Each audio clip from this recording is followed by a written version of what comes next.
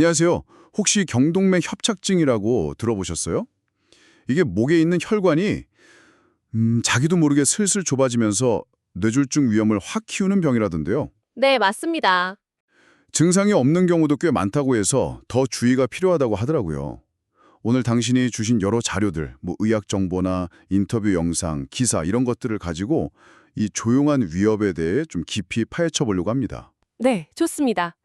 오늘 저희가 같이 볼 내용은요, 이 경동맥 협착증이라는 게 정확히 어떤 상태인지, 또 이게 왜 위험한 건지, 그리고 어떻게 발견하고 또 요즘엔 어떤 치료법들이 있는지 이런 것들을 좀 명확하게 이해하는 데 초점을 맞추면 좋을 것 같아요. 네네. 당신의 건강 관리에 좀 실질적인 도움이 되도록 네, 핵심만 좀 짚어보겠습니다. 좋습니다. 그럼 먼저 경동맥 협착증 이게 정확히 뭔가요? 자료들 보니까 뇌로 가는 혈액의 한 80%? 그 정도를 보내주는 목의 중요 혈관, 경동맥이 좁아지는 거라고. 네, 바로 그겁니다. 비유를 들자면 오래된 수도관에 이렇게 찌꺼기가 끼는 거랑 비슷하다고 보시면 돼요. 아, 그 비유 딱 좋네요. 찌꺼기. 네. 그 찌꺼기, 의학적으로는 이제 죽상동맥 경화로 생긴 플라크, 그러니까 죽종이라고 부르는데요. 혈관벽에 콜레스테롤이나 지방, 칼슘 이런 것들이 차곡차곡 쌓이는 거죠. 그렇군요. 여러 자료에서 다 공통적으로 얘기하는 게 고혈압, 고지혈증, 당뇨병, 그리고 특히 정말 중요한 게 흡연입니다. 이게 주요 위험 요인이에요. 흡연이요? 네. 그리고 요즘 식습관이 서구화되면서 한국에서도 이 병을 앓는 분들이 좀 늘고 있는 추세라는 점도 좀 주목해야 할 것 같아요. 근데 제일 좀 무서운 건 혈관이 절반 넘게 막힐 때까지도 아무 증상이 없을 수 있다는 거, 이거 아닌가요? 맞아요. 그래서 침묵의 살인자라는 별명도 붙었죠. 그러니까요. 만약에 증상이 나타난다면요. 그건 어떤 식일까요? 그럴 때는 갑자기 한쪽 눈이 잘 안 보인다거나 말이 좀 어눌해지기도 하고요. 아니면 팔다리에 힘이 쭉 빠지는 그런 일과성 허혈 발작? 그러니까 미니 뇌졸중 같은 형태로 올 수 있어요. 미니 뇌졸중? 네. 이게 어떻게 보면 심각한 뇌경색으로 가기 전에 어떤 경고 신호일 수 있는 거죠. 아까 자료 중에 73%나 좁아진 환자 사례도 있었잖아요. 네, 봤어요. 실제로 증상이 있는데 한 70% 이상 좁아진 환자가 약물 치료만 계속 받으면 2년 안에 뇌졸중에 다시 올 확률이 26%나 된다는 그런 분석도 있더라고요.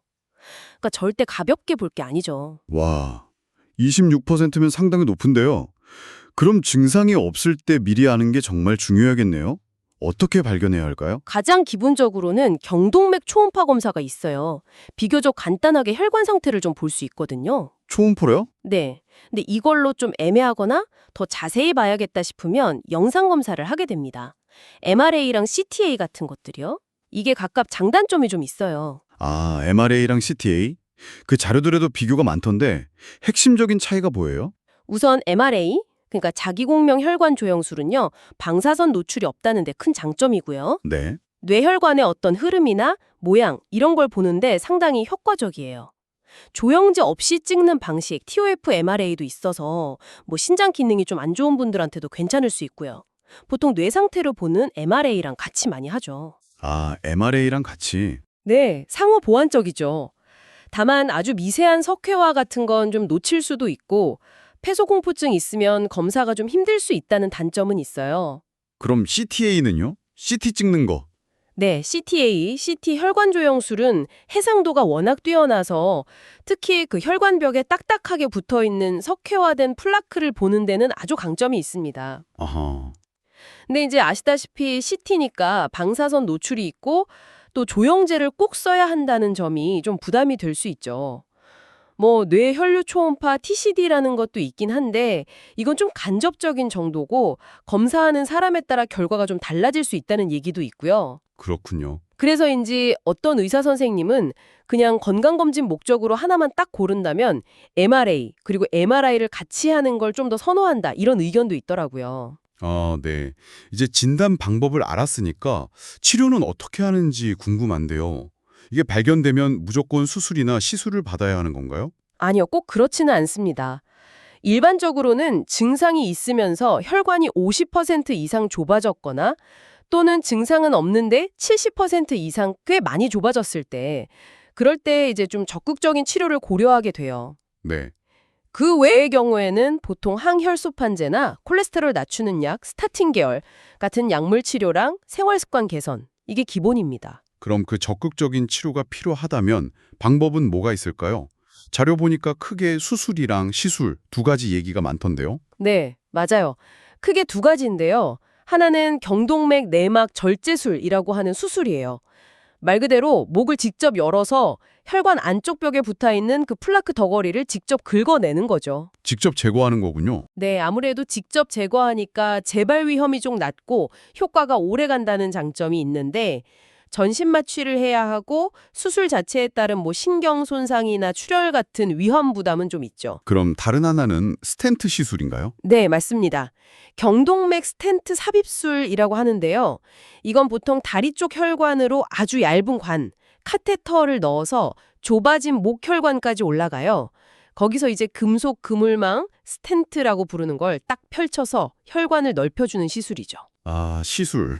네, 이건 아무래도 수술보다는 몸에 부담이 덜하고 국소 마취로도 가능하고 회복도 빠르다는 장점이 있어요.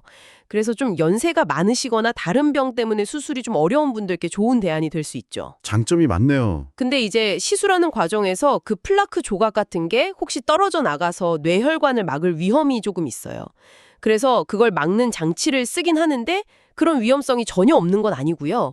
또 장기적으로 봤을 때 스텐트 안쪽이 다시 좁아지는 경우도 있을 수 있고요. 아, 그래서 최근에는 또 이런 스텐트의 어떤 잠재적인 문제점 때문에 다시 내막 절제술, 그러니까 수술을 좀 더 권장하는 경향도 있다. 이런 의견도 있더라고요. 결국 뭐가 더 좋다고 딱 말하기는 어렵겠네요. 네, 정말 그래요. 어떤 치료법이 절대적으로 우월하다기보다는 환자분의 나이, 전신 건강 상태, 혈관이 좁아진 위치나 모양 이런 것들을 다 종합적으로 보고 아주 신중하게 결정해야 하는 문제입니다. 정답은 없는 거죠. 결국 치료도 중요하지만 애초에 이런 상황까지 안 가게 하는 게 제일 중요하겠네요. 예방. 아, 그럼요. 정확합니다. 예방이 사실 가장 중요하죠. 혈압 관리, 콜레스테롤 관리, 혈당 관리 잘 하시는 거.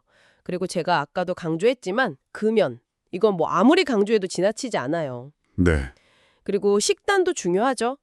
자료들에서도 계속 나오는 얘기지만 지방 적은 생선이나 견과류, 채소, 통곡물 이런 거 좀 많이 드시고 가공식품이나 트랜스 지방 많은 음식은 좀 피하시는 게 좋고요. 네, 건강한 식단.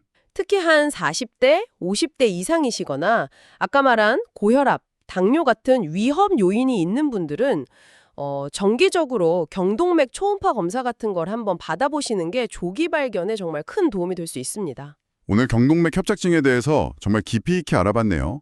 이게 증상 없이 진행될 수 있다는 점, 그리고 위험 요인 관리랑 정기 검진이 정말 중요하다는 것, 또 치료법도 수술, 시술 각각 장단점이 있어서 신중하게 선택해야 한다는 것까지 핵심적인 내용들을 잘 짚어주신 것 같습니다. 네, 오늘 이야기를 마무리하면서 마지막으로 이런 질문을 한번 던져보고 싶어요. 이 경동맥 질환처럼 이렇게 조용히 진행되는 혈관 문제가 점점 늘고 있는 상황이잖아요. 네, 그렇죠. 그렇다면 우리가 보통 받는 정기검진이라는 것의 개념이 단순히 혈압 재고, 콜레스테롤 수치 확인하고 이런 걸 넘어서서 당신의 실제 혈관 건강 상태, 그 자체를 좀 더 들여다보는 방향으로 어떻게 더 발전해야 할까요? 그리고 또 당신이 가진 개인적인 위험 요인들을 한번 떠올려 보시면서 앞으로 주치의 선생님과 어떤 예방 전략을 함께 세워볼 수 있을지 한 번쯤 진지하게 고민해 보시는 건 어떨까 하는 생각을 해봅니다.